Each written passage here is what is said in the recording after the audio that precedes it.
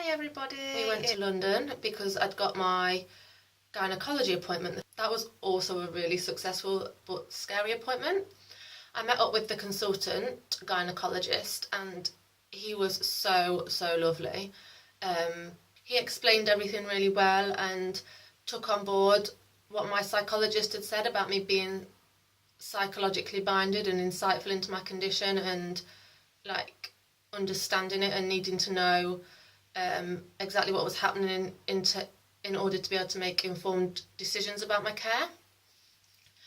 Basically, the outcome of the meeting was that my Zoladex would be given every 8 weeks rather than every 10 weeks.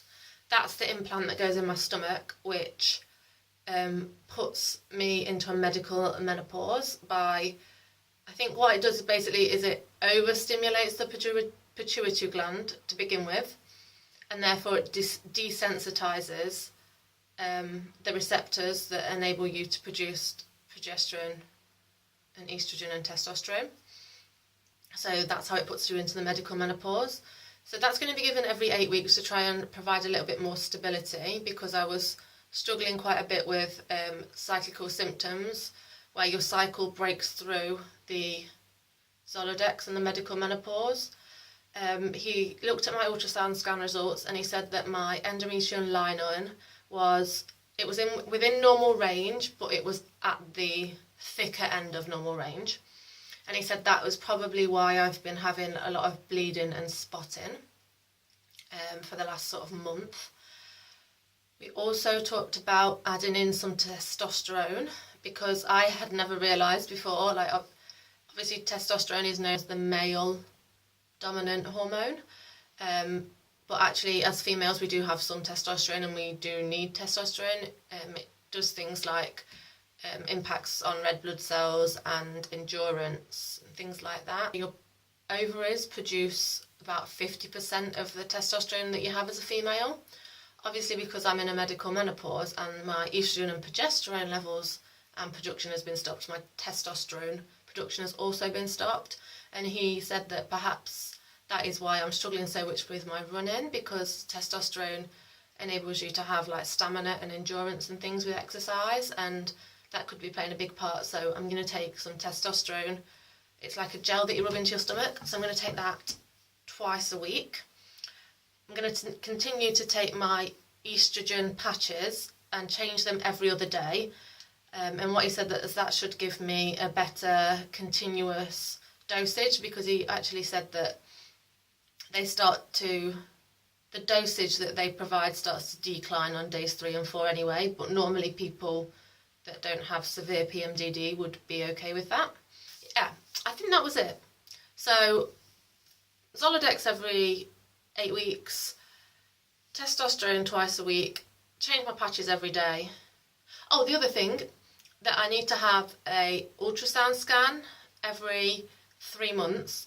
That is to check that my endometrial lining isn't thickening too much, because the big thing, only take my progesterone for 4 days a month, because I said that within 48 hours I start to go into crisis, and because I said that within 48 hours things start to get bad, and by 4 days they become completely unbearable. So we're going to see if I can manage 4 days every month. The bit that I'm worried about is the fact that obviously once I've taken 4 days, I've then got to stay at that level of distress until I have a withdrawal bleed, and it'll be whether I can manage that. And also because I've never taken progesterone when I've been in a really successful medical menopause before. It's going to be interesting. The other concern is that because I'm only taking 4 days of progesterone, I won't get enough of a withdrawal bleed, so my endometrial lining will thicken even more, and obviously he's already said that it's at like sort of the maximum limit of normal, and that will put me at a higher risk of like gynecological problems such as like endometriosis and fibroids and female cancers and things like that. So that's a concern. The other concern is obviously how I'm going to manage on the progesterone, and if it's going to be still causing me to go into mental health crises each month.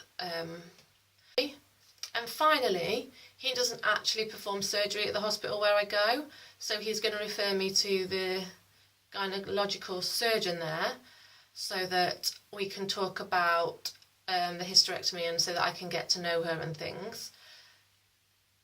So yeah, it was a really positive outcome, and it's really good because I feel like I've been listened to, and I feel so much more comfortable with the support I've got in place, and just in the fact that I now know that I can plan for the next 3 months. I mean, I can't plan obviously like I've been doing recently, because I've got to take into consideration the fact that I've got to take progesterone every month, but at least I've got an idea that, you know, of the dates that I'm going to be taking the progesterone and how that's going to affect me, and the sort of idea of when things are going to be better, and yeah, I can make a few more plans. Last thing in this vlog, I guess, is just to say that, you know, I've said that it's about 10 o'clock at night on Saturday the 23rd of June, and as much as I have said all through these vlogs that, you know, that I wasn't worried about the progesterone and I was feeling hopeful about it, now it's actually come round to the fact that I need to take it.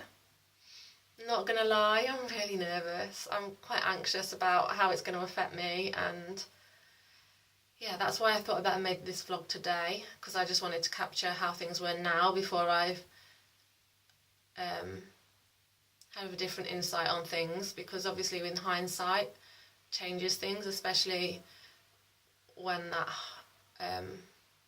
has affected your mental health. Yeah. Bring on the progesterone. Let's do this. Progesterone I think it's about round 5 of 2018. Fingers crossed, guys.